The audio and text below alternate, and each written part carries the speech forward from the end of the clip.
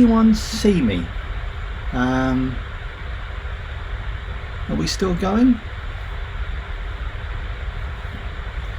Yeah, for some reason the feed just cut off, so we'll hope this all works out. Now listen, so just say a few hellos. Now, as always, a lot of questions come up. There's a lot of things that you are going to want to ask, and if I don't come to ask them and I don't get to see your questions, just keep asking them. I will get to them, I promise you.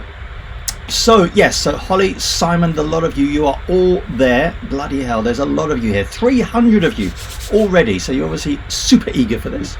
As you can tell, let me just have a little look. There is only one of me, and that one of me is stuck in London, and let me just deal with the obvious lack of calming influence, which is Teresa. She is in Australia. There's a small problem in the world at the moment that some of you may have heard of, about a virus named after a beer, which basically has meant that in the time that we've been separated, the world seems to have gone into lockdown. So at the moment I'm in London. Teresa is in Australia, and because of restrictions and because of travel restrictions back to France, back to Australia, I'm not sure she's going to be able to get home for a while. So we'll make the best of it. If you could all say hello to Teresa. It is 2 o'clock in the morning in Australia and she is asleep. So if you all say hello to her when she wakes up, I'm sure she will watch this. And yeah, that's it really. So there is a small problem with the COVID-19, coronavirus, whatever you want to call it, which is closing down the world. I actually made the decision. I was on Ruby Rose last week. I made the decision to come home because there was a lot of rumours in France about shops closing down, which actually happened yesterday. So yeah, so I left on Friday, got back to London where my parents are, and yeah, so this is where we are with this. I don't know how long I'm going to be stuck here. We have content. One thing I would say is that we do stockpile content for apocalyptic scenarios and so that we can take time off. And we've got a lot of content left. So yeah, there's a lot of things going on. She's a bit upset. I'm a bit upset. But you know, in the greatest respect to everything, our problems are minor compared to others. So yeah, someone's coming. So listen, any questions? I'm going to say some hellos again. Normally Teresa kind of jumps in and helps me with this. So if I haven't said hello, don't take it personally. I just got to do all the typing and everything. I feel like the Wizard of Oz, like kind of like behind the curtain, trying to tap all the buttons and do everything else. So yes. Now, and any questions, again, ask them. I think everyone's calmed down now. The 436 of you that are here, and to celebrate the fact that it's Sunday, I have a good cup of tea here.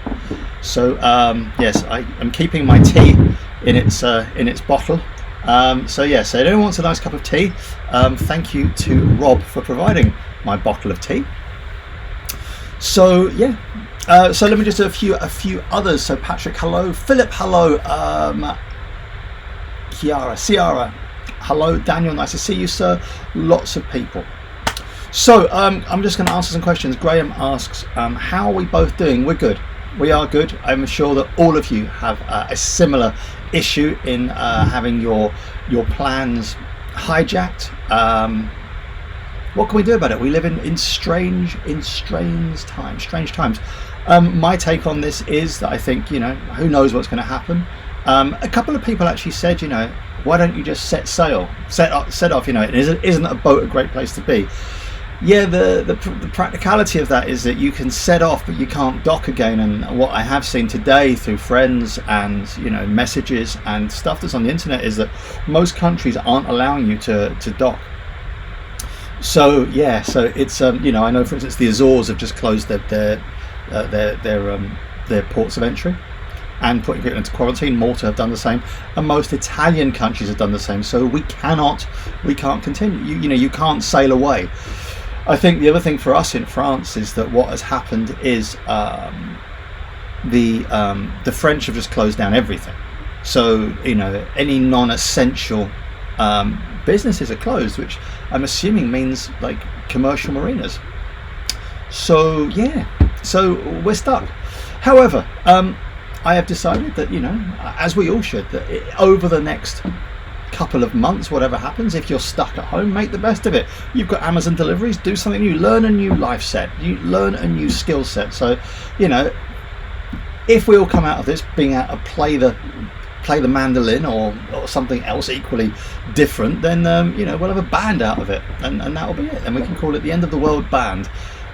So yeah, so that's it really. So yes, so I'm not going to dwell too much on the fact that this sailing season is going to be a little bit odd, but hey, what are we going to do? So what was I going to say to you all? Any questions, just ask. Again, there's 526 of you watching this feed, so if you are, just like it, like away, you know, hit the like button, because it does the channel good, and we are so close to 100,000 subscribers. There is something like this, we've got 400 and something to go before we hit 100,000, and while it is not a huge thing to us, because subscriber number is not indicative of channel quality, God, I want to get that plaque, and anyone who's got any creative outlets for what to do with that plaque, that when we finally get it, let us know, and we'll probably do that with it. So that is everything. So people want to know about Ruby Rose 2. As you know, for those of you who are like, who is this fool in the Harry Potter glasses talking about viruses on TV? We are currently in the process of taking Ruby Rose 1 back to the UK. Now, again, because of a small interruption in service, which caused by, you know, someone deciding to eat a bat, you know, and yeah, there you go. We are taking Ruby Rose back to the UK, and taking her back will occur this season at some point. So Ruby Rose is going back to the UK. And she'll take as long to sell as you know, as is necessary. You know, last year it was Brexit for us. No one's buying boats. I have a funny feeling that, you know, maybe the global pandemic caused by bat eating may also halt people's spending, but who knows, it may actually prompt people to buy boats. So yeah, so Ruby Rose 1, we're coming to the end of our time with them. So yeah, so poor Ruby Rose, I went back to her last week. She was, you know, beautiful to see her, and I do absolutely love that boat. I really do love the boat. She is an amazing monohull, and you know, if it all goes tits up, well, you know, we've still got her. We can always just leave and all set off into you know, some island living chain where we live in a commune, which will be an odd thing to have. So yes, so that is Ruby Rose 1. Ruby Rose 2. Now, as you, those of you, there's 600 of you now watching. As you know, there is so little that I can say, and it is not because I'm being a dick about it. I'm not sitting there going, oh, I'm going to spoon feed this to people little by little so that they can understand. You know, we can just give them dribs and drabs.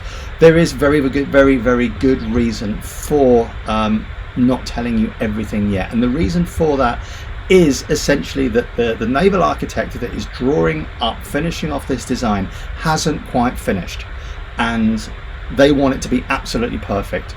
So there is, you know, all the things, all the changes we put in, all the design ideas that we worked with the manufacturer to kind of, you know, put across, have been implemented. I talk to the manufacturer on a regular basis, and they are pretty bloody excited about it. I am pretty excited about it. Teresa's very excited about it.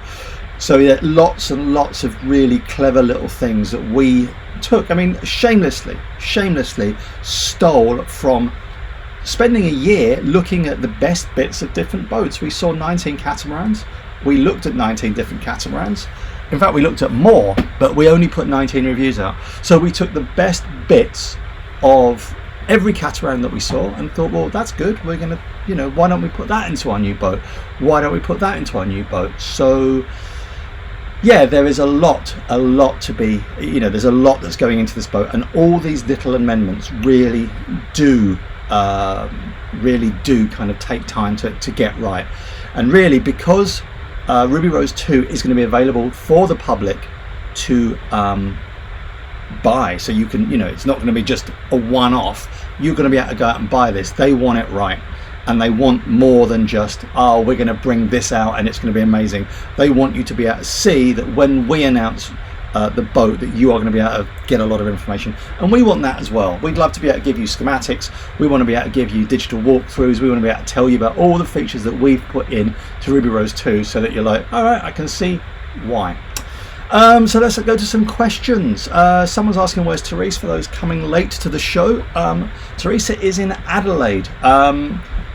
The way that we do our off season is that we tend to she spends more time with her parents, I spend more time with my parents, and it's what we have to do because we spend so much time just away from our homes.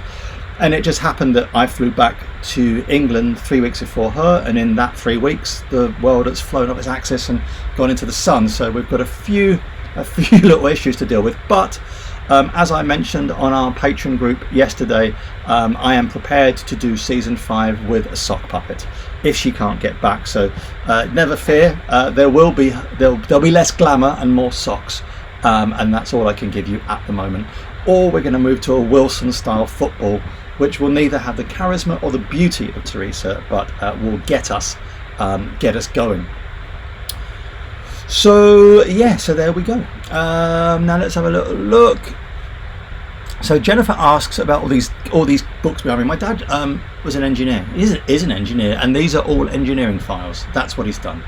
It's probably just a list of all the things I did wrong as a kid that he's got in various files going from 1970 whatever to now, and that's why there's a lot of files. Des says, how much do you want for Ruby Rose 1? Now this question is asked a lot.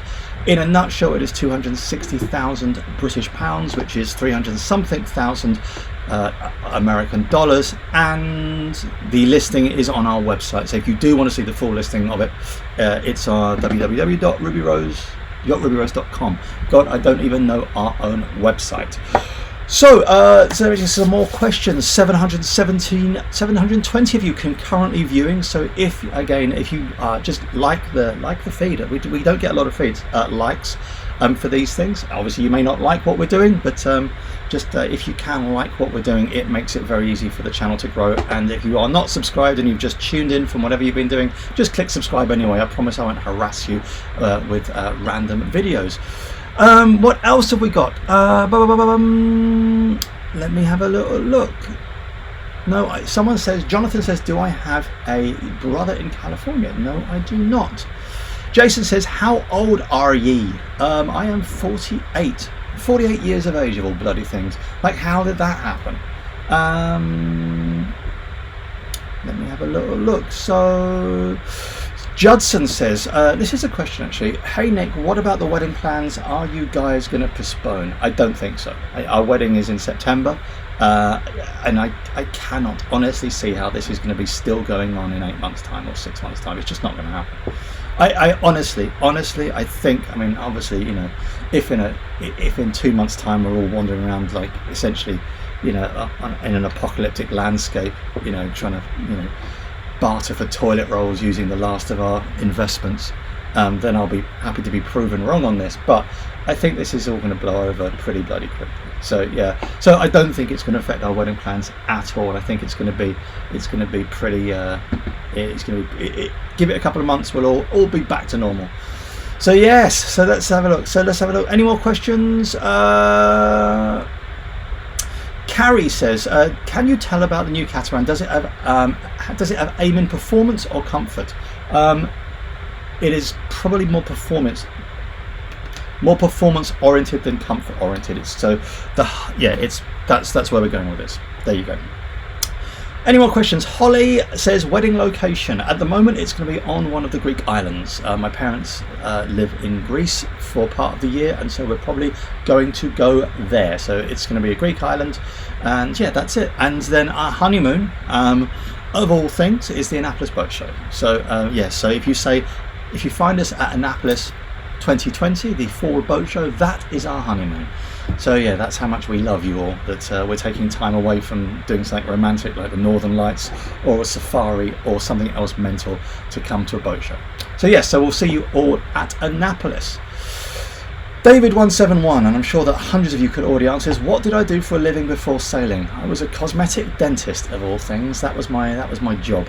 I worked in a dental practice, and to tell you the truth, I am pretty bloody glad that I'm not a dentist at the moment, because things are not pretty happy in that camp. So there you go. So some more questions. Let's have a look at more questions. 4 English Lees. When all said and done, when is the delivery of Ruby Rose 2 if all things go good? Delivery of Ruby Rose 2 is going to be spring summer next year. So this season, assuming that the coronavirus doesn't impede things too much, and I promise you it won't, I'm willing to take a bet on this. What's going to happen is we are going to sail the boat for this season, and then next season we are going to head off to kind of start filming the build of Ruby Rose 2. Now, I was talking to someone in our Patreon group today about Ruby Rose 1. Now, obviously we had Ruby Rose 1 built in 2012. Hey Sam, that's very nice. Sorry, I'll get that.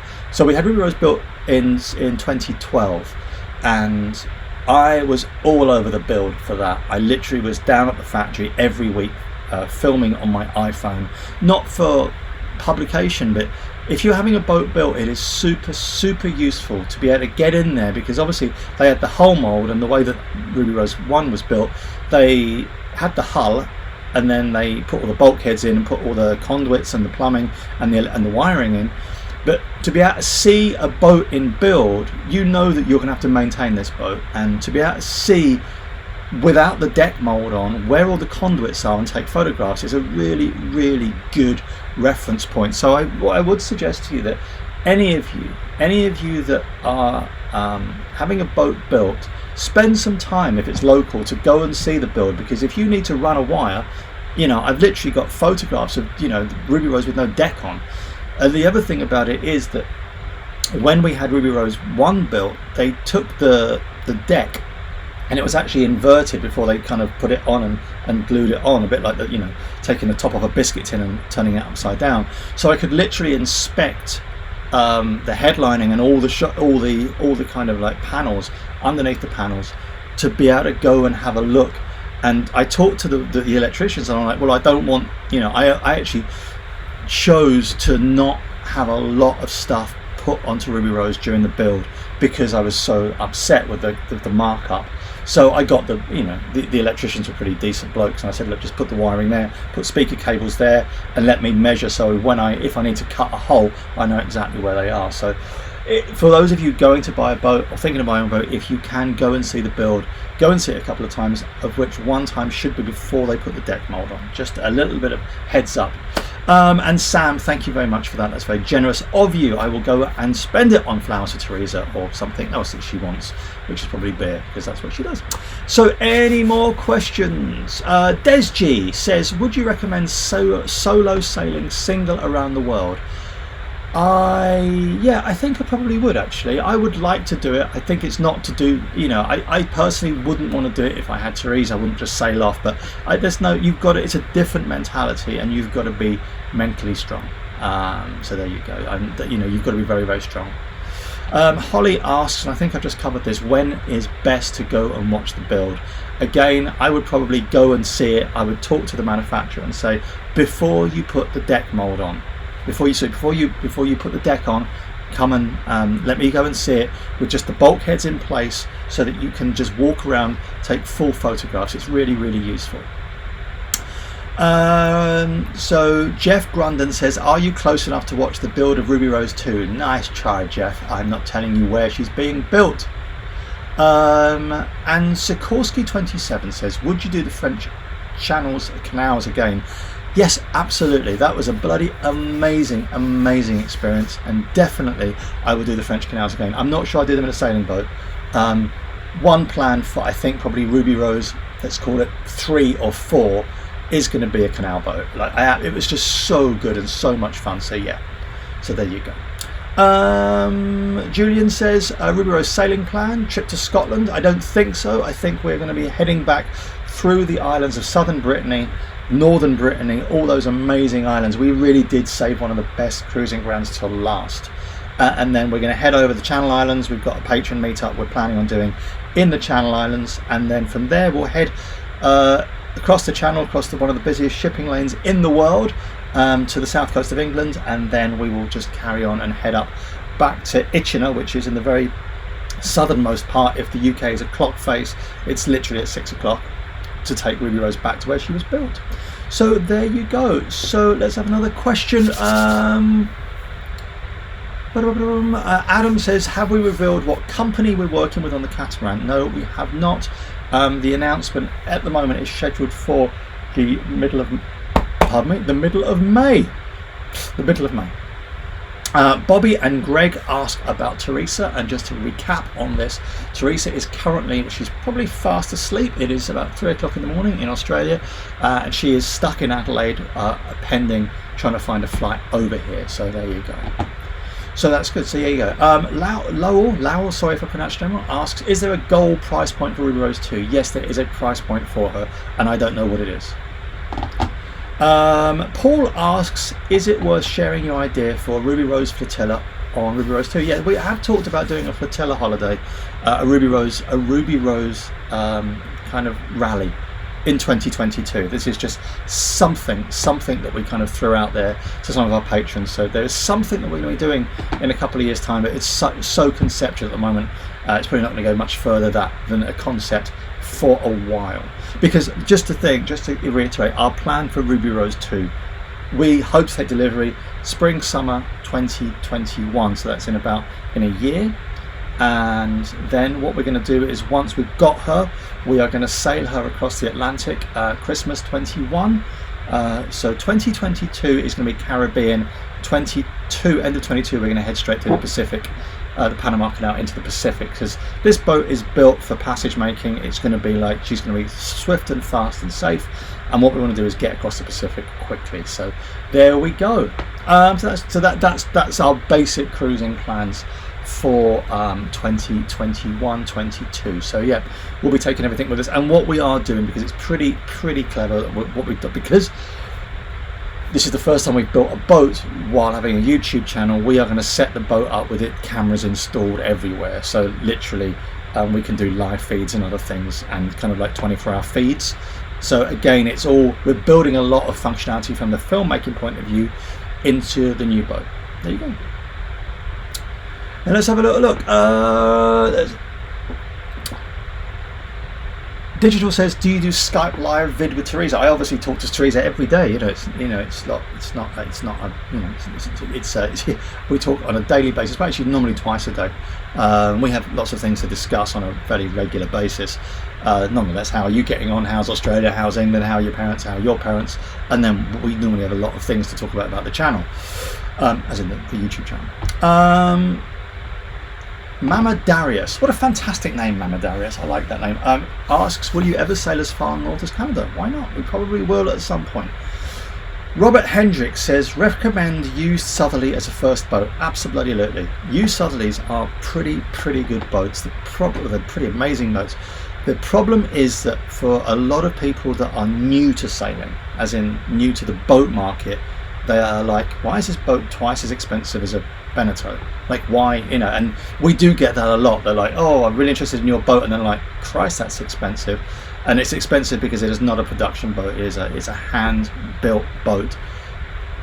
Probably, the gel cut, the fiberglass is about 1 inch thick. It's got a lifting keel made out of cast iron. It is a pretty sturdy boat, and as such commands a price point. So recommend a used southerly as a first boat? Yes, but you're not going to find one that's going to go for the same price as a relative, Beneteau or Jeanneau or Bavaria. It's just different boats. So more questions. It says a lot of yeses for the Ruby Rose Rally, so yeah, we'll try and get that sorted out. Now there's a question we get a lot from Des G. Des G says, what is the best place and what qualifications do I need to sail around the world? I personally would get yourself a Yachtmaster Ocean, and the reason I would get a Yachtmaster Ocean is because to even be able to enter that practical, you have to have accrued a pretty hefty amount of sea miles offshore, and really ocean sailing is about experience. It's just about experience, about what to do if it goes wrong. Obviously everyone has to do their first ocean crossing at some point, so it's not like you can't train for it. There's not a simulator. You literally have to, we built up from coastal sailing a couple of offshore sailing days and nights. And I think that we did the ARC, which is the Atlantic Rally, in 2015, and there was a qualifying passage for that, which was 500 miles to get you used to it. So you're kind of looking at 2 to 3 days offshore, and then that gave us a lot of confidence to do like 3,000 miles. And then, as I've said many times on the internet, the first time, my first Atlantic crossing, I think it was probably the most scared I've ever been, with the exception of the day I got my medical final results. Second Atlantic crossing, literally it was just like getting up and going to work. So build experience, and best place to get your qualifications, really, Yacht Master. It depends where you are based in the world. If you're American, then there's the ASA. We have got the RYA. So find a suitable course, but build your experience. And it's a bit like, think of it like skiing. If you do ski or do anything like that, if you push yourself too hard, you'll scare yourself and you won't progress. There you go. More questions. Christine says, would like to see you guys on the Great Lakes. Well, we would like to too. And to tell you the truth, I think that what we're going to do, because we are aware that between this summer and next summer we are going to have a hiatus when we're not filming the new build of the boat, but we're also not with our current boat. So we're probably going to move around the world a little bit, obviously, if we're not living in a polythene bubble and breathing through a tube, and do some filming on different boats. I think from us, we've only ever sailed on our own boats, really, with a few exceptions, but to sail on other people's boats is actually really, really good. And seeing how different boats respond to different weather conditions and how they sail is a really good learning experience. So yeah, we'll probably do that. Okay, so Victoria says yes to the having different cameras set up around the new boat to do live feeds, so that's good. Lars says, if I want to buy a new cat, should I wait until you see Ruby Rose 2? Absolutely, you should. Absolutely. Yeah, it is. You should. It's a pretty, literally, I sat down with the designers. So since we all last talked, all 863 of us, I sat down and had a Skype meeting with the naval architects. And literally, they walked me through the designs of this boat. The meeting took about an hour and a half. And I'm not one for blowing smoke up people's asses. At the end of it, I just turned and said, this boat is amazing, like properly amazing. Everything that I have asked for, you have done, or you proposed to do, and I am pretty bloody excited about it. Like literally, as you know, through those 19 reviews, and just to add, as I've said before, it wasn't just 19 reviews we did. We saw, I think, about 23 boats and 4 reviews we didn't put out. So I think I know what I want in a catamaran. So life raft position, tick. Engine access, tick. All the things, gooseneck, tick. All these things, I'm like, yep, that's exactly what I want. So I'm pretty bloody happy with it. It's going to be a beautiful, fast, safe boat that essentially we have had an input in, which is my dream come true. Literally, for me to be able to sit there, I mean, who the hell am I? Literally, it's just some fool that set up a YouTube channel that had a boat, and this has allowed us to get involved at design level on building a boat. Like literally, that's all my dreams come true, apart from the one about the cat, but that's another story. Anyway, so let's have a little look. Holly asks about Gone with the Wind's reunion. Yeah, look, Nikki and Jason and Teresa and I were friends, so we talk a lot on the phone. So we talked to them last week. They were brought overseas, and we will catch up with them soon. As you all know, our lives are pretty kind of like we're all over the place. Notwithstanding the fact that we are all sailing on boats, and one of the things we have to accept is that friends and family we don't get to see as often as we would like. So yeah, but Nick and Jason, they are genuinely as lovely as they appear on camera. They are very good friends of ours, and so looking forward to seeing that. In the meantime, 932 of you are watching this. So just to reiterate, if those 932 of you that are watching haven't liked this feed, please do, because it does help the channel. And we are so close to 100,000. If by any chance the 950 of you that are watching this have not subscribed to the channel, I promise you this is a quality outfit. There will be no nudity unless you really want it, but nonetheless, you know, join us and yeah, help us get that. I think it's a silver plaque. Anyway, questions. Sailing Holly Blue, that's a nice question. It says, we have a new YouTube channel. What is the first thing that comes to mind for good advice? Two things. One, which is rhetorical. Be yourself. Don't try and put, you know, be something you're not. We made that decision at the beginning because it was just so difficult to try and put on the front, and people see through it really quickly. That's the first thing. Second thing, and this has taken me a long time to realize, a hell of a long time to realize, your thumbnail is as important as the video you put out. If you are putting 20 hours of work into a 15-minute video, you need to be putting a similar amount into the thumbnail. And you're gonna be like, really? I always thought that was a load of crap, but it's not. It is. You have to put a hell of a lot of work into thumbnails, planning thumbnails, getting them right, and editing them. Don't just take a screen grab unless you are absolutely stuck. So literally go to, you know, for all of you that are doing graphic design, and I'm just going to, you know, because graphic design is something that we can all do. Like, for instance, our wedding invitations, we just put together on our own graphics design package. But there's a graphics design package that we use called Affinity. It's for Mac, and there's two versions. There's Affinity Photo and Affinity Designer, and they're both, you can move between the two. And the reason I use those is because they're not like Adobe. You buy them and they're one-off, but you can take photographs or screen grabs and you can enhance them. You can kind of mask things out, and you get a much better quality of thumbnail. So that is my absolute you know, bit of advice.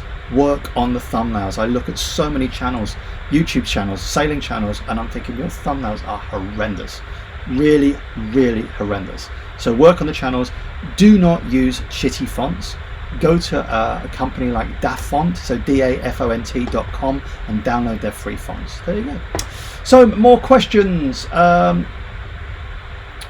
So Holly, you're getting a good run at it, but there's some good questions here. Holly asks, how much solar do you recommend to power a 45-foot cat? Well, interesting you should ask, seeing as we are getting a catamaran of around that size. We are working on, and literally again we've gone through with the designer to work out power curves and power draw and all these other bits. We're going with about 1,000 watts of solar panel, of solid solar panels, with a lithium battery bank, and from that we can run everything. We can run that, and we are having an electric oven on board, I believe. So you know that gives us the ability to run an electric oven, and that's more than enough. There you go. Let's have a little look. So Gary says, hi Nick, are you going to have a meetup when you are collecting the new boat? I don't know. I don't actually know. I hadn't thought about that. It's a good idea. Let me get back to you on that. Bob says, has Ruby Rose got the flush mounted hatches? Of course she does. Of course she does. They're going to be so smooth and flush. Yeah, I'm pretty sure she does. I'll be pretty. Actually, well, no, it's not a deal breaker. I do like flush mounted hatches, but as you know, I have certain bents that I like. So let's have a little look. Okay, so Clay asks another question about sail package. What sails are we going to have? So this is the plan, and I am going to. So white sails, 95% blade jib, and a main sail. It's going to be, I think, probably going to go square cut main, just to give a little bit more sail area. Then coloured sails, we are going to go with code 0, code D, symmetrical spinnaker, and a storm jib, and I think that's it for the sail wardrobe. I've never seen a code D in action until I went to sail an Ultramar 51 last year. And they threw up a code D, and I'm like, bloody hell, I have got to get me one of these. Absolutely got to get me one of these. So yeah, the code D is, you know, from about 90 to 140 degrees apparent. Damn they work. That boat was doing just shy of 10 knots in just shy of boat speed in just shy of 10 knots of breeze. Like that's like amazing. So yeah, so that's where we're going to go with that. So that's the sail wardrobe we're planning on. Yeah. GB Sailing question says, sorry, just came online and missed your sailing plans. Will you ever get to Sydney? Yes, we are. The plan is to take Ruby Rose 2 to Australia. So just to reiterate for those 986 of you that have just arrived, we are taking Ruby Rose from where we pick her up through to the Caribbean, through Panama, through the South Pacific, New Zealand, and then Australia. So yes, we are going to end up in Australia. That's the plan. So we'll be there. And so yes, show us Sydney, we'll buy you a beer, and you know, looking forward to seeing you, my friend. And for the 986 of you that are concurrently watching this, 993, if you could just click the like, and if you haven't subscribed, just click the button, because it helps the channel. And damn it, the last 500 subs to 100,000 is dragging so much. Next question, Dan says, can you do a behind the scenes on your recording and editing workflow? That's an easy one for us to do. I'm not sure people would find it interesting. Maybe it's a bit niche, and I'll put it out somewhere, maybe on our Facebook page. So yeah, happy. Ken asks, would you rent a canal boat to do the Canal du Midi again? Absolutely. And we're going to do a prize giveaway at some point. We were going to do it over the next couple of weeks, but we're probably going to postpone it at the moment. We're giving a prize giveaway for a French canal boat holiday. So for those of you who haven't yet subscribed to the channel, you've got to be a subscriber to the channel to do this. If you are subscribed to the channel, then we are going to give away a holiday on the French canals for one of you to win. So details to follow. As I said, it was going to come out in a couple of weeks' time. The reason it hasn't come out yet is because at the moment we don't know what's happening with travel, and there's no point in giving a holiday away, you know, or giving a charter away where people can't get to it. But yeah, so yeah, that's a little bit of news. A little bit of news from us. Let's have a little shifty.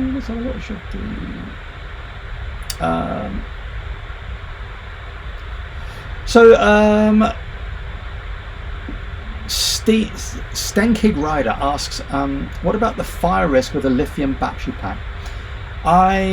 This is my understanding of lithium batteries. The risk from fire from lithium batteries is, firstly, there's two great reasons for it. The first is that you don't have proper battery monitoring built in, and the second is that they get damaged. So these units have to be sealed, and we are going to go with a manufacturer that actually has like proper, a real pedigree and heritage in building good batteries. So yeah, that's where we're going to be with this. So I don't have any concerns about fire. I think the fire things come from, again, poor battery monitoring because of the way that they charge and discharge, and secondly, damage. And that's where you get, now if you get on a plane, it's like if you drop your phone down the side of the seat, get someone to get it for you. So that's where we are with this.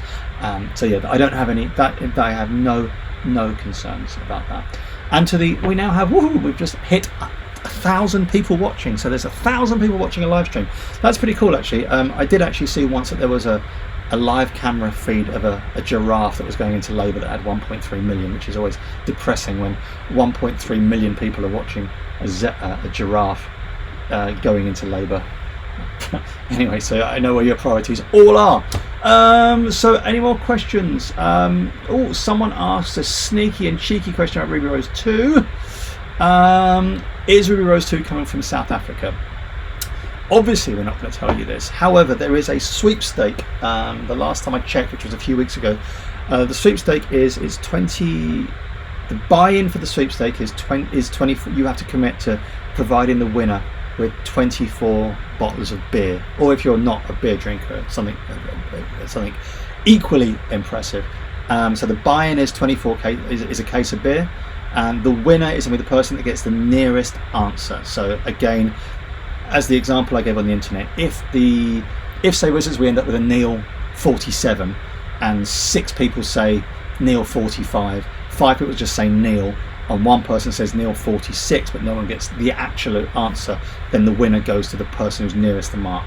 And the winner has to be PayPal'd the equivalent of the cases of beer. At the moment, and it's been a while since I looked. I think it was up to 28 cases of beer, and obviously we're throwing in $100 worth of merchandise just to sweeten the pot. So, but you know, so again, the answers on that sweepstake are incredible. Someone's got a Warren cat down. I don't know, don't know why they wanted to, you know, suggest that we're going to get a Warren cat, but yes, there is, you know, there's a sweepstake which has a lot of South African builders in there. Actually, has probably numbers 1 and 2. Sam asks a really interesting question. It says, what will Ruby Rose 2 swag look like? What boat will you use for the art? Now, we have put together a lot of concepts, and so far 20,000 of you have watched the video that I put out the other day for our season 5 trailer. So if you go to our homepage, there's a season 5 trailer there. Out of the 22,000 people that watched that video, I mean, one person saw that the logo at the end was the new logo. One of you, so 1 in 22,000 noticed that the Ruby Rose 2 has that Ruby Rose 2 is a piece of concept art at the very end of the video. So there you go. So Sam, have a little look, see what you think. Next question. Christine says, French canals looked amazing. They were thoroughly recommended. GB Sailing asks about Seawind's retractable rudders. I am impressed by them. They're not on the 1260 though, so they're only on the 1160 and the 1600. So we haven't sailed one, so I haven't seen them come up.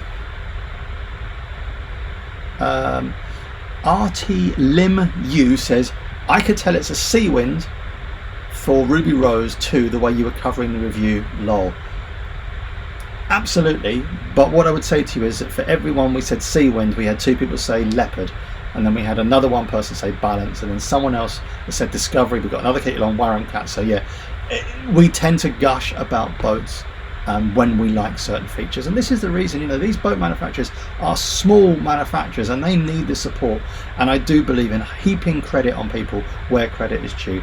And companies like, and I've said this before, companies like Seawind, like Uchamer, like Balance, the companies that they sell direct to the buyer, Neisner, Maverick, these South African companies, their customer service is so good, so impressive, and that is what you want. There you go. Okay, Ant and Sid ask, when are we going to start the trip back from La Rochelle? Well, we're meant to be starting it in 2 weeks' time, but because you know, someone ate a bat, the world's gone mad. You know, that's what you call the butterfly effect. Apparently, it's chaos theory. This is actually the bat effect. Someone decides to make bat soup. Actually, I heard it was a pangolin, a bloody pangolin. Now, firstly, who in God's name wants to eat a pangolin? For 2 reasons. Number 1, pangolins are quite cute little things. Number 2, they look like dinosaurs. And number 3, there has to be some disconnect in your brain. Like, some food looks attractive. Like, for me, being, you know, I can look at food and think, yeah, that looks interesting. I can even see why you'd eat a chicken. Like, if you looked at a chicken, if you were just an alien, you'd be like, oh, I can even see why you'd eat a chicken. Why in the love of God would anyone want to eat a bloody pangolin? Like, why? Like, there's seriously, it defies belief. Why, you know? Anyway, so discourse aside, yeah, we were meant to be heading back to La Rochelle, but because someone ate a pangolin or a bat, things are delayed. There you go. Next question. How long will she be? Around 40 foot. 45 foot. There you go. 45 foot. So this is a question about diesel or electric. Are we going to use diesel engines or electric engines? And you know, there are always a certain percentage of people on the internet that either, you know, I've had a really messy divorce, I haven't been out to buy toilet paper this weekend, or whatever, and they decide they're in a pretty bad mood and turn around and go, well, you know, if you've got diesel on board, you know, it's not really that green, is it? This is what we're doing. We are putting diesel engines into this boat, and the reason why we're putting diesel engines into this boat is it means we can put smart alternators on, and smart alternators mean that you can charge batteries very, very quickly. That's point 1. Number 2, these electric drives that you get at the moment are not able to you know, sustain long offshore passages. So you do need some way of charging the battery bank, and in most cases a lot of these electric drives have a genset. Now what's the point in putting in saying, oh, we've got a lovely green boat when you've got a bloody great genset in? So we have thought long and hard about this, and this is our plan. We have worked with the designers of this boat to build a boat that has a drop-in solution, a drop-in electric engine solution when one becomes available that we are happy with. So while it will be delivered with diesel engines, in 2021, maybe by 2023 or 2024, there will be a better system that we can drop into the boat. And swapping the engines out for electric ones and swapping the fuel tanks out for batteries is something we are like pretty amazing, pretty keen on doing. Paul Smith asks, is that a spitting image Margaret Thatcher? Yes, it is actually. Absolutely it is, yeah. David Wepper says, are those files your previous life? It's my parents' loft, and my dad is an engineer, and so these are a lot of his work files. So Jeff asked a very good question, which is, did anyone we didn't select as a builder get upset other than Neil? I think that after the whole Neil thing, and that Neil thing was a difficult review for us to do because I didn't like bad-mouthing them. After that whole Neil thing, we probably toned it down a little bit. I mean, they were literally, every review is simply our opinion. They're not professional views, they're just opinions. Apparently a few did get upset, and I think the ones that obviously scored lowest, those being the lowest ones, they were upset that we didn't take didn't gush over their boats. But here's the thing about these reviews are that you see, like, we put out a review that absolutely really doesn't speak highly of a boat, and that's fine, but then you'll find that a magazine will come out with the same boat going, oh, this is the boat of the year, and you're like, it's not boat of the year, it's a POS. How can it be boat of the year? The issue is that for sailing magazines to continue to survive, they need paid advertising to keep them running, and the manufacturers have a deal with some allegedly have a deal with a lot of the yachting press that, like, well, we will write you a really favourable review if you take out an advert. Imagine what happens. And the reason I know that this happens is because it's exactly how it used to work when I was working as a dentist. We would take out adverts in glossy magazines for our private dental practice, and the quid pro quo there is that we will write you a big editorial about your new dental practice in the third person and an interview if you take out a certain number of full-page adverts in our magazine. That's how it works. It is literally what makes the wheels turn, which is why it is so frustrating when you're like, oh, boat of the year my ass. Like, literally, I'd rather strap two canoes together and put some ramen in them and sail away in that than use your boat. But obviously, like, Yachting Monthly, Yachting World, Cruising World can't turn around and say that. Just my 2 cents. Anyway, next questions. Yeah, so Carrie says Matt and Jessica have started to build. I saw Matt and Jessica are good friends of ours, and if it does all go pear-shaped, we haven't told them this, we'll probably head down to Plymouth and go and see them.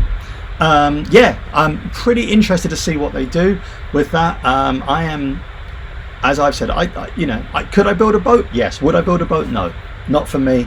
But all I would say is that Matt is pretty bloody fastidious, and he knows what he's doing, but it's not for me.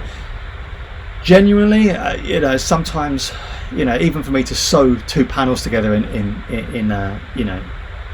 on the boat, when it comes to like fabric, it takes me, the first time you do it, it's hard, and then you get used to it and you get better at it. I personally want to, I wouldn't build a boat. I want to go sailing, because it will take me twice as long to build it as I think it's going to take to build it. And they reckon 6,000 hours. 6,000 hours building a boat, yay. No, I just want to go. So that's 6,000 hours that I could be spending sailing a boat. So, but some people like to build, some people like to sail, and some people like to do both. And they, all I would say about Matt and Jessica is they have earned their stripes. Those two, they're badass and hardcore sailors. So no one needs to kind of go, oh, well, they're not true sailors if they're not sailing. They're just stuck in a marina. They have earned their stripes. So good on them. I'm pretty pleased that they're doing it. I'm interested to see how it all works out, but not for me, not for me. So let's have a little look. Joe asks, will you be back on the drills between boats? No, I won't actually. I stopped being a dentist 6 years ago, and to tell you the truth, I have no desire to get back to it, none at all. I loved it, but you know, put it this way, I haven't picked up a drill in 6 years. Would you trust me? Like, you know, it's one of these skill sets you've got to practice, you know, and I haven't. So yes. Tom C says, it's really, you know, never heard. He says, why catamaran over mono?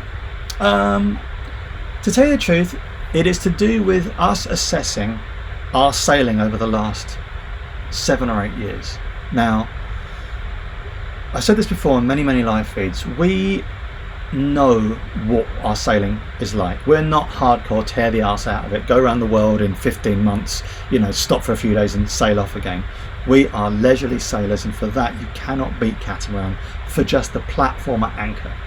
As I've said, all the liverboards that I know, most of the liverboards I know have spent, they've got stats of how much time they spend at anchor versus sailing, and more often than not is 90% of the time they are at anchor, and you cannot beat a catamaran for that. If we wanted to go and do a 15-month circumnavigation, it'd be a mono, absolutely a mono. We just go for it and get going, but we're not.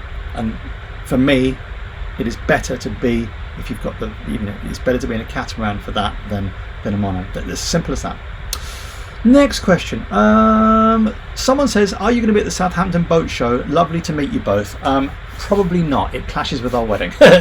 So there you go. Joe asks, would you consider in-mast or boom furling mainsail? If not, why not? I would not consider in-mast. Not for a catamaran. For a monohull, yes. It puts the weight up too high, and it's another set of problems that you have to deal with if it goes wrong. Now, all I would say is that the new systems are far more reliable than they used to be. Absolutely far more reliable. I think it's Elvstrom have worked with Selden to produce a sail that actually works with the furling system. That is phenomenal, but I don't want all that weight up high, because at the point at which you're running bare poles and you've got essentially another 300 kilograms up the mast, you don't want that. So it's not just sailing characteristics. I don't. It's not for us. So that, I hope, is your answer. Dan asks, what are our plans if we end up boatless for a year? We won't. It's not going to happen. But if we did, just if we did end up boatless for a year, I think what we would do is we'd find people to sail with. We would go sailing. We'd charter boats. You know, sailing is absolutely what we do. And really, you know, if it all goes absolutely pear-shaped and we're like, well, actually, you're quarantined, you can't leave the UK, I'll just go down to my home port, and one of my friends will hopefully lend me a boat for a couple of weeks. I will always find a way to sail, so it's going to happen. So let's have another little look. We have 1,140 of you now watching. So if 1,140 of you haven't already liked this feed, if you could please do so, we would really appreciate that. And also, the last time I looked, we had about 440 subscribers until we hit 100,000, which for us is a milestone. So if you haven't already subscribed to the channel, please do. I promise I won't bombard you with anything else, but there you go. Okay, so Koniki Glacier says, what preference for tender lift? Lift hanging style or hydraulic platform? I'm not a fan of hydraulic platforms. I'm really not. I'm not tall, and the reason is I'm very much of the keep it simple philosophy. Hydraulic platforms, put it this way, if they jam, you're stuffed. And really, my question is that, you know, at the point of which you're getting pooped in big weather and following seas, do I want a tender on a hydraulic platform? The answer is no, I don't. And look, one thing that I did learn, and Teresa and I have learned hugely over the last 10 years, that different boats do different things, and there is no one boat for everything. If you want to bob around the Caribbean, and that's brilliant. If you want to go and charter, live in the BVI's, hydraulic swim platform, amazing, absolutely. For offshore, following seas, downwind, no, I want a set of davits. So that's question. So we now have D5. Sorry, I missed, everything's popped up. What we use to predict weather on longer passages. We use predict wind. I use predict wind only because it's easy to use, and I can take a GRIB file from a satellite phone and import it straight into predict wind. So I use that. There you go. Claverton, C. Laverton says, apparently dentists have one of the highest suicide rates of any professions. I am very aware of that. It's either dentists or farmers, depending on how the harvest has been. So obviously the crops fail. Yeah, so there you go. Jonathan says, this is a good question, will your sailrite be included in the sale of Ruby Rose? Probably. I flaming hate that thing. I hate that sailrite. It is literally, I call it the blue bastard because it is. There you go. Okay, so Judson, oh God, Judson, talk about throwing a cat amongst the pigeons. Short of asking about Greta, I think this is like up there with the things that are going to piss people off. Asks, would love your opinion on Hunter sailboats as far as quality and performance. On a plus, we sailed across the Atlantic from the difficult way, from the Azores to Portugal in a really, really difficult crossing. And there was a Hunter like within 20 miles of us at all points. I personally do not like two things about Hunters, and one is prejudice and one is probably just to do with build. To do with build, I don't think the hulls are particularly thick, so they're quite thin fiberglass, and that is anecdotal. The second thing I don't like about is the rig. They don't have backstays, and on a monohull I think you need a backstay. That's just me. It's probably prejudice, but I don't like backstayless rigs. That's just me. So there you go. GB Sailing says, talks about Keith from Sailing Zatara. Yeah, we're allowed to differ in opinion. Obviously opinions differ. I had a really lovely chat with Keith last week. We Skyped each other. They're pretty laid back, and he does, you know, all I would say about Keith and Zatara is they're good people, they know what they're doing, and I think that just proves that you don't have to, you know, you can just disagree with someone about certain things. But yeah, Keith is someone I respect in sailing.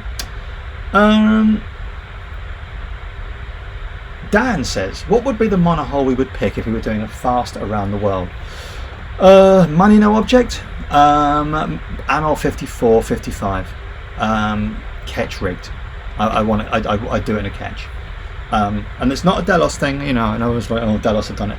Ketch rigs are bloody amazing because of the amount of sail plans you can have and the way you can balance the rig on that. The other thing is Henry Amel was a genius. There are so many features on those boats, whether it's the Super Marmaroos, the 53s, the 54s, the 55s, that are just genius. I am so pissed that they got rid of the ketch. Holly asks again, how many cabins in Ruby Rose? 3.5, and I'll leave it there. There you go. Corvux 9, is sailing the most fun thing you do in your life? It's one of them. To tell you the truth, I take joy from many things. I kind of, especially in these climates where people are a bit, you know, pissed off and, you know, worried about doom, I try and be a bit positive about it. I take a lot of joy from music, actually. Probably more from music than from sailing. If I had to give up one thing, and you said you can either give up music, you have to give up music or sailing, I'd give up sailing for music. There you go. Clay asks, are you considering synthetic rigging? No. And the reason is that weight saving is not going to be that drastic for us. We're not going to race.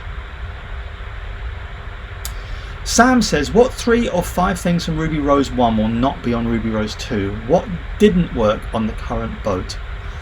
The only thing that I want for Ruby Rose 2 is a higher capacity water maker. The water maker we got on Ruby Rose 1 is absolutely perfect, but I want a bigger thing. And we were pretty lucky. We were either lucky or we were clever, but in everything we put onto Ruby Rose 1, we have used all of it. The only thing we don't use much now is the bread machine, so I probably won't take the bread machine. There you go. 2 Watt talks about Garcia. Expedition boats Garcia, absolutely, and the lures and everything, yeah. So there you go. Andrew says, have you spoken with Riley and Elena? No, we have not spoken to either of them. There you go. Sam says, you are always welcome on the EOT. Be careful what you wish for, sir. We may turn up there. Any more questions? Have I missed anyone else? Let me just give me a second, because I do not have. Oh God, I'm a long way. I don't have Teresa here to kind of.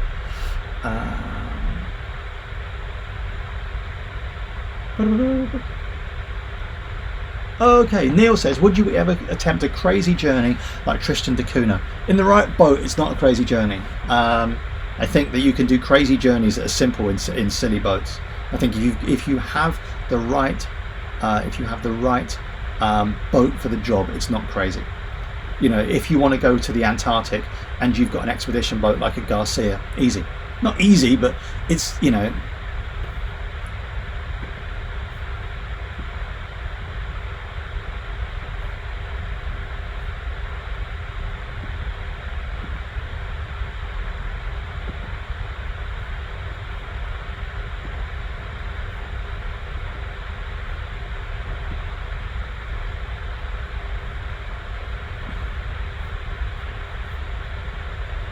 Sorry, I think I just dropped out there. Let's have a little look. Sorry, I dropped out, so this will hopefully come back. So I've still got 1,100 of you here. Someone asked about doing a gear review. I think we're going to start doing gear reviews. I think the problem with gear reviews are that you are going to put yourself in a position where you are going to have to take sponsorship for the gear, and it's difficult to do something that's objective if you're being given the gear. So yeah, Cy Penrose asks a question which I think is probably something which is going to be, I'm not sure if it's a pointed question or whether it's a question that is a genuine question. So it could be a snarky question, I can't tell, because as we always say, it's difficult to gauge the sentiment behind a question if it's just written. Let me just finish my tea.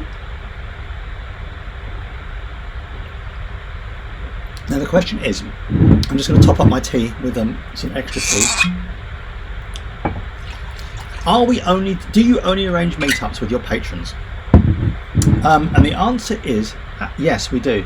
But I'm going to explain this because again, people are like, oh, we're here as well.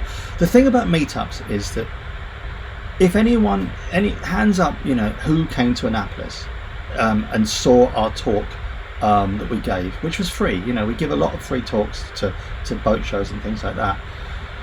Now, when we turned up there, we saw 400 people just turned up just to watch us talk. Now, the problem about meetups is that people want to get to spend time with you. I can't remember who it was, and I wish I could. When we did our first meetup, and it was in Charleston 2.5 years ago, and we had a really small channel, and I think about 20 people turned up. It was a really nice event, but someone said to us, I'm turning up now because when you get too big, I'm not going to be able, your meetups, you're not going to be able to see anyone.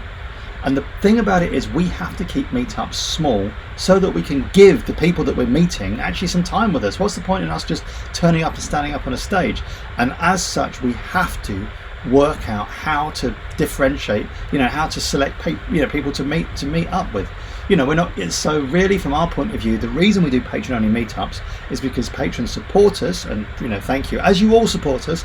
But for the big discussions that go on about YouTube does not pay much money, and Patreon helps us continue this filmmaking, because we could be doing other things to make money rather than filmmaking.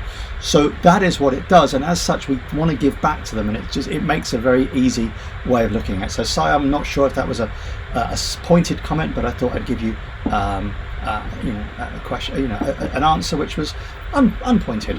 I'm just taking a quick swig of my tea, and for all of those on Sunday, I hope you also have a regular and normal tea that's similar. So what else do we have? Greg says, are we having galley up or galley down? It's going to be galley up. There you go. Ooh, well, this tea is very Caribbean in its tasting.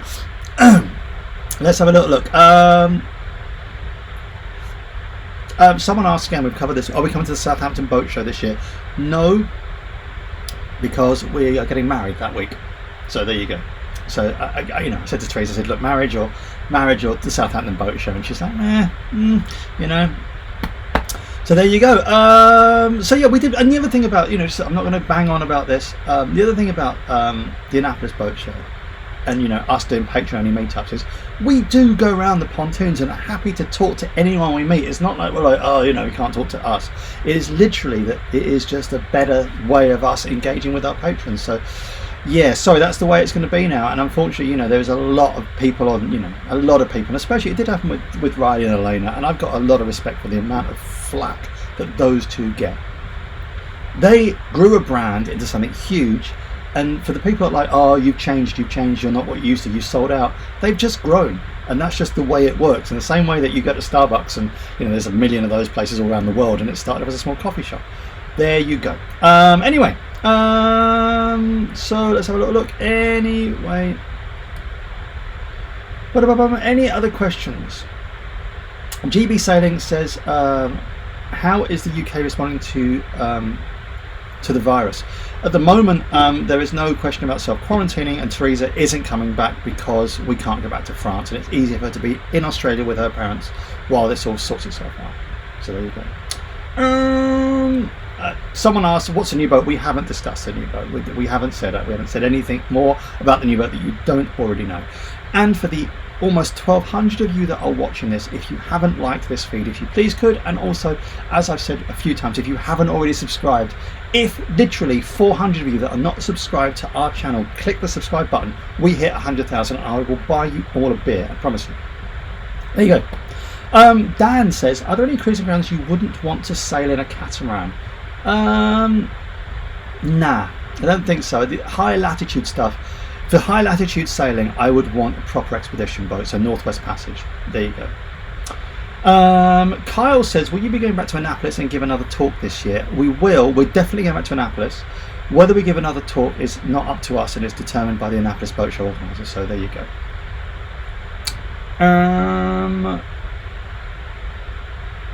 Todd says, does the notoriety, fame interfere or cause distress in your life as cruisers? No, not at all. Not at all. You know what? I suppose we talk. Look, all I would say to you is just a little heads up. We all know each other. So, for instance, we're friends with Billy and Sierra from Tula's End of Summer. We're friends with Matt and Jessica from, MJ Sailing. We're friends with Nick and Jason. We talked to, this week I've talked to Bobby White. I've talked to Keith and Zatara. We talk a lot, all amongst ourselves. Don't think that we don't. And all I would say is that we have a really bloody good set of followers and fans. We get so little grief, absolutely, compared to other people. So we actually think it's great, So it's not a bind for us at all. So yeah, I actually really enjoy it. So yeah, there you go. There we go. Omar Little says, it's a funny question, Omar, but it's an interesting one. Omar Little says, sail simulators for landlocked folks. I think that really a sail simulator is really, you could probably do the same, I don't see the benefit of it, to tell you the truth, because sailing, there are two different things in sailing. One is the kind of sailing where you kind of go and do a race and come back a few hours later, and the other is dedicated offshore sailing and long passage making, which I don't see how you can simulate, unless of course you're standing freezing cold for like days on end, throwing buckets of cold salt water at yourself while you cry into a cold cup of tea. There you go. Bill says, have you seen the new Uchime has the Versa helm? Yes, it does. I have, and that Versa helm is going to be game changing, absolutely game changing. So yeah, we're pretty impressed with that. Neil asks a very good question, which is about he says, are you anticipating higher running costs on the catamaran? There will be higher costs for mooring, obviously, and higher costs for small things like, I don't know, oil changes, got to do too, anti-fouling, greater area, but no, I don't envisage any greater costs. And realistically speaking, we are building this boat to do some sailing and to go and live remotely at anchor. So there you go. Stephen Cabral says, are you blaming the winds for the boat decision? Absolutely not. Nikki and Jason, literally, this was on our radar a long while ago, and they literally were kind enough to show us their lives. So they were a catalyst, they put it that way. They say they facilitated the decision. There you go. So who else have we got? Stephen says, what do you think of Laura joining Nanji? I like Laura, and we've met Yoshia and Benita. They're very nice people, and good on them. Simon, nice to see you, sir. I'm happy to come to Jersey and stay on your beautiful boat. I'm sure that Scrabble will result in some arguments on particular sailings and the use of different words. For those of you, the in-joke, because occasionally we get like lambasted for using in-jokes. Simon is one of our most vocal patrons, and we have been ribbing each other over spellings of certain words this afternoon on our WhatsApp group. So there you go. Yes, sir, I will definitely try and combine a game of Scrabble with a drinking game with you, and we'll see exactly what happens. So there you go. Cal Extra says, do you know of anyone needing crew for a while later this year? I can't tell you about YouTube sailing channels, but I do know that there are websites, I think Crew Finders or Crew Savers can get you that crewing position. Dina says, are you worried about capsizing in a catamaran? Absolutely not. Absolutely, it does not concern me at all. It doesn't. I think, you know, you've got to be in the wrong place at the wrong time, and you know, you have to be really bloody unlucky and not know what you're doing to capsize one. So yeah.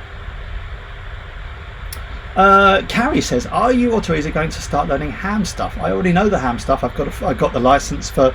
We have an SSB on Ruby Rose, and I took the. I've got the advanced radio operator's license. So yes, I already have it, but we're not. This is actually an interesting one because a lot of people are like, are you going to put an SSB on Ruby Rose 2? No, we're not. I think that technology has just passed. I think it's so expensive for what it is, and yeah, I don't think we're going to be using it. What else have we got? Any other questions? Dan says, can Teresa go live now? Teresa's fast asleep in Australia. There you go. Brian says, do you have plans for internet at sea? Yes, Brian, if you haven't already caught up with us, what we are doing is we're having Ruby Rose built, hopefully with some cameras so that we can live stream. And the idea is that we can actually try and do a 24-hour live stream. We're going to get masthead cameras. We're going to get cameras that kind of go into the cockpit, and so we can kind of show you a live feed that is continuous, and for that, the internet at sea, we're going to look at different options. At the moment, this technology is changing so quickly that I cannot, you know, what's available now, there'll be something different in a year's time, so we'll look at it then at a time. Gervais, that's a really good question. So Gervais asks a question, what strange sounds have you heard coming from below the surface? This was nuts, right? Mid-Atlantic, I'm laying in bed, right? And we're all sleep deprived. And I'm laying with my head on the pillow and I can hear music. And I'm like, what is that bloody music? I don't mean like whale sounds or dolphin sounds. I can hear music. And I'm sitting there going, what is that noise? Like, is someone playing music in the cockpit?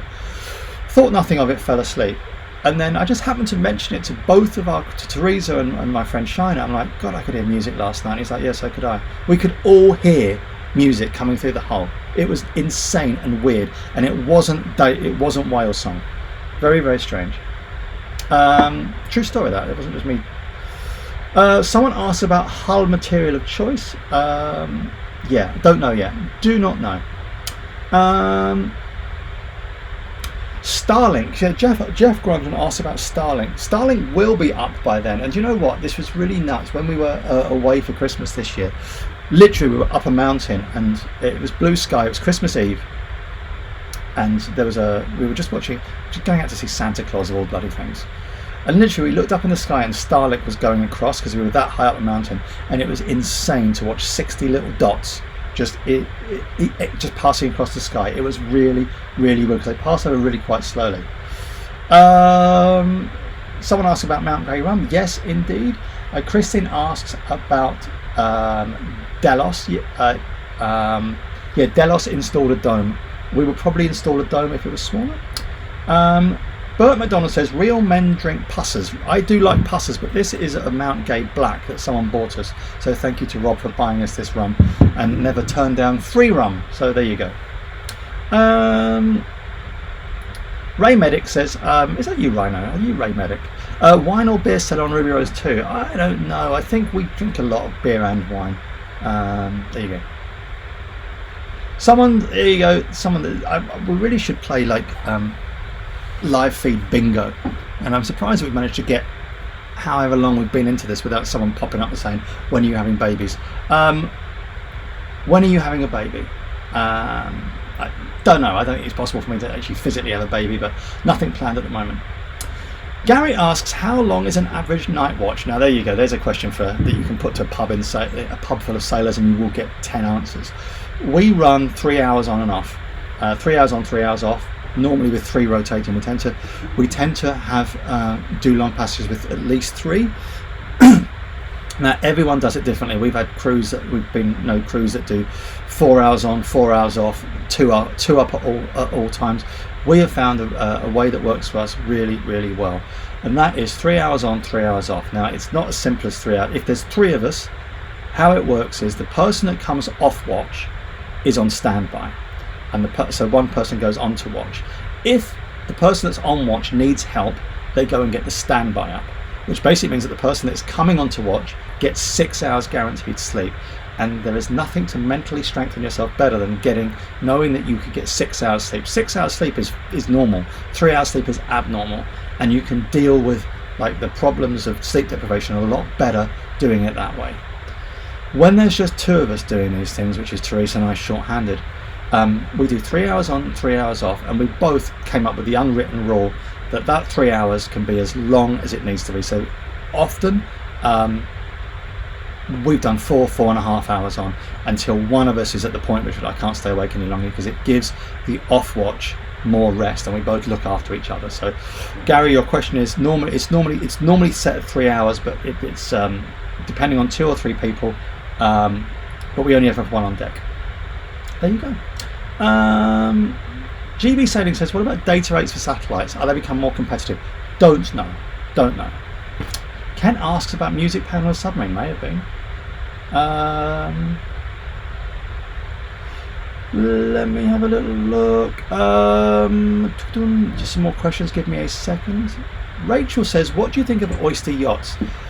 I really like oysters. I really do like oysters. And would I have one? Yeah, I would have one. They're beautiful pieces of kit, absolutely stunning. I think they're a little bit, they're not really us, they're very ostentatious, and they are bloody expensive, but they are beautiful. And the other thing, what I would say about oyster yachts, when we were, this is years ago before we started, when I was, in my 30s, and seriously looking for Ruby Rose 1, we went to all the major yacht manufacturers, and we went to some pretty high-end ones, and most of them look down their nose at you and will just literally, who are you? You can't get on our yachts, and these are like, million pound plus yachts. Not that we had that amount of money. Oyster were the ones that stood out in my mind as being really bloody nice to us, no matter how much money they thought we had. And and that was nice of them, because a couple of manufacturers are like, Christ, treat us like this, and we're never going to buy your boat, even if we ever come into money. Hans asks, just got in, what brand of cat are you having built? Sorry, it's still until middle of May. We're not telling you, so there you go. Now, who else have we got? Oysters are good, yeah. Good. West Texas Boy says, musical preferences for longer passages. We actually tend to not play music on passage, and I do have a rule that I do not allow people to wear headphones on night watch. So podcasts and headphones aren't allowed, for obvious reasons, because you're relying on reduced senses from vision. Actually, there's very few nights. Actually, we must have done, I don't know, 100 nights at sea now, and it's very rare that you get such an inky black night that you can't see anything. Normally, if you work well with red light, you can see fairly well, actually.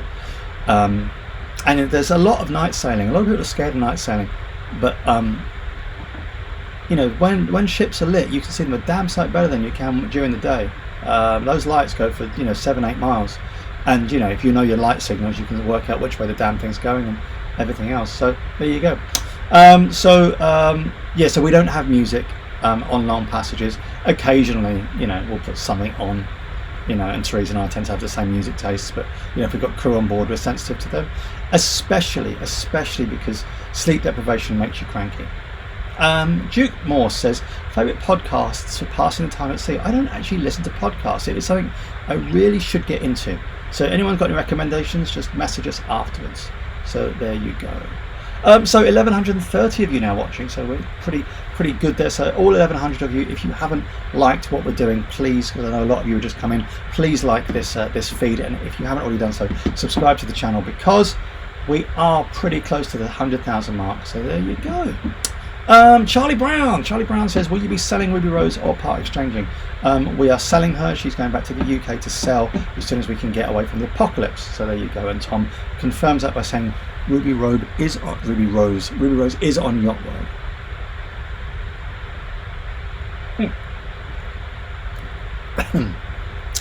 So another question from ATES2 Technic says, You don't think the Southerly 38 is the right boat for circumnavigation? It is the right boat for circumnavigation. It absolutely is. And as I said probably 20 minutes ago, if we were hooning around the world, literally going from, doing a 15-month thing. Say, for instance, the World Arc. The World Arc goes the entire circumnavigation in 15 months, which is why I keep talking about 15 months. That is the perfect, Ruby Rose is the perfect boat for a 15-month circumnavigation. Because 3 weeks is the greatest amount of time you're going to spend at sea, and that will be either Galapagos to Marquesas or across the Atlantic. And we can take enough food easily for 4 people for 3 weeks. And because my first Atlantic crossing, or our first Atlantic crossing, was done, I was scared. We had about 6 weeks of fresh food and about 3 months of dry food on board, so there is enough space on it. But we want to live really bloody remotely for a long time. The idea is that what we want is to be able to go to the South Pacific Islands and just stay there, without stripping the romance out of our impending nuptials. One very small reason, obviously, Teresa, I know you're not watching this, but you will do. One very small reason that we both agreed that we were going to get married, apart from the undying love that we have for each other, is that she cannot get a long stay visa for the South Pacific Islands unless we're married. Yes, there you go, stripped all of that. Sam, again, thank you so much for that. That's really kind of you. Thank you, brilliant. Thank you very much. So it seems the Australians are getting up. Bloody hell, is it that late already? Yes, the Australians are getting up. So Teresa may actually make this in a bit, although she sleeps late. She's a lazy mare when she's in bed. And Sid says, are you going for fixed props or folding? We're going to go for folding props in this, absolutely. Sam says, do you run a radar full-time or part-time at night? I'm trying to think. Normally just part-time. We don't fire it up a lot. There you go. Yeah, we just run it part-time. Dan says, it seems strange watching YouTube videos that are behind in such time when there is such a big world event such as this virus. Do you feel the need to bring your videos more up to date? Actually, Dan, this is a reason why we build a buffer in, so that if we do have to take a break and we've got 8 weeks left of content left, we are able to just suspend service. You cannot, the danger is where you are literally, you've got to get an episode out within a day or a week of filming it. One, it doesn't give you a chance to edit properly, and editing takes so long now. I remember when we started this, we had this, I remember his name, there was this one of our fans years ago was called Justin Ninjitsu or Ninpo or something. He's like, for every minute of footage you put out, you should be editing for 15 minutes. And I laughed, and I'm like, yeah, right, whatever. And now I laugh for exactly the opposite reasons. I mean, if you haven't watched the latest episode we put out, not the episode, our trailer.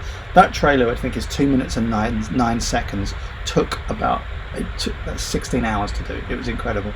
Just so it allows us to do and edit properly. And really, the thing about YouTube is you can have one of two types of channel. Whether you're a gaming channel, whether you're a film channel, whether you're reviewing rum, you can either be an amateurish channel and just throw together videos, or you can put work into your edits, and that is what we do. So we do need to build a big buffer and to allow us to edit effectively. Des G says, what make of guitar do you have? I've got 3 actually. I've got a trailer travel guitar, which is downstairs. I've got a Martin D28 herringbone. So that's my go-to guitar. So yes, and I've got another Martin, a DX01. But I love Martin guitars. So there you go.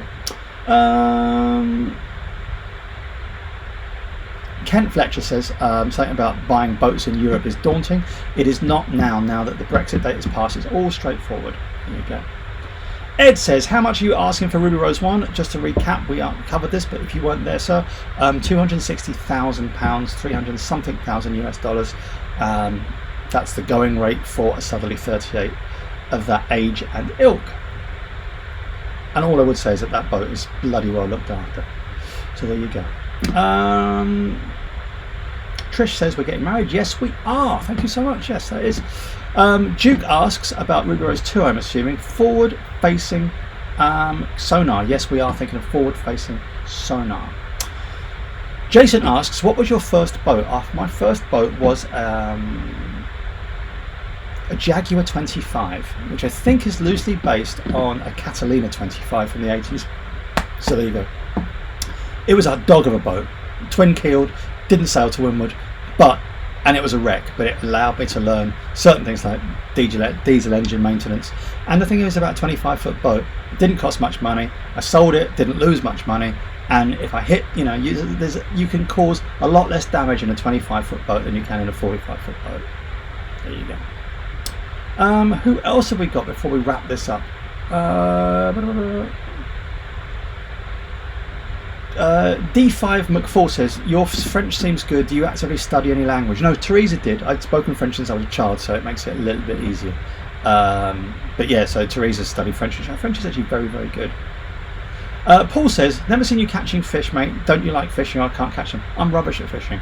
We promise to try and improve, but our fishing is appalling. Luke Fisher says, are you putting a Watt and C on Ruby Rose 2? We may do, actually. I will talk to Watt and C about it. So there you go. But yeah, we'd like one. We've got one on Ruby Rose 1. It's a very good piece of kit. Cal Extra says, how much are you selling Ruby Rose for? We've just covered this, but it's £260,000. So let's just wrap this up. Someone's leaving, so goodbye, Omar. SSB. So Holly asked another question. God, you've come with some good questions today, my dear. SSB is required for the Ark. It was required for the World Ark. Whether it's still required, I don't know. I do not know. So I'm hoping that they stop it, because we'd like to do the World Ark, but we do it on our own otherwise. Let's see, anyone else? I'm just going to finish this. Have you got any last minute questions? We've been going a while now. I will just tidy up and finish off. Would I ever go back to a normal job? Unless I had to, I wouldn't at all.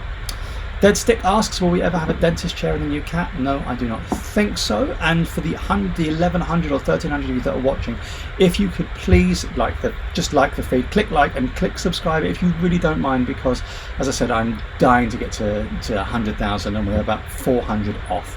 So there you go. Anyway, so listen, thank you for everyone. Thank you to everyone.